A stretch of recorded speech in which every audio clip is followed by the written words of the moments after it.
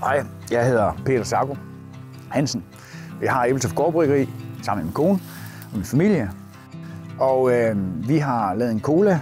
Det har vi længe gået og drømt om. Lige siden jeg var 4 år, og mig og min lillebror, vi boede nede ved Victoriasøen i Pocoba sammen med vores mor og far. Og jeg fik en Coca-Cola, og min lillebror fik en Fanta. Lige siden dengang har jeg faktisk været vild med cola. Og har haft ekstremt meget lyst til at lave den i vores lille bryggeri herude på Djursland.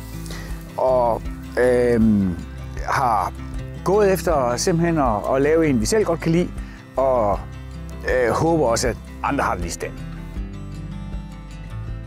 Ebeltoft Gårdbryggeris cola, den smager mildt og lækkert og er meget let at drikke. Det er ikke en cola, der handler om, at den skal smage markant anderledes, eller det skal være en genopfindelse af hvad en cola er. Det er simpelthen bare, for os har det bare været en balanceret cola, vi har forsøgt at lave.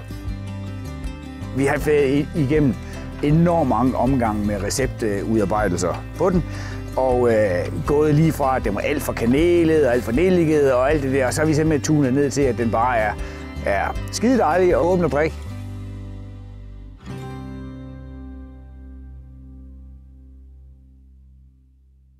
Jeg er faktisk begyndt at drikke rimelig meget cola, efter jeg selv har lavet en cola. Og det har gjort, at jeg lige har taget 4 kilo på.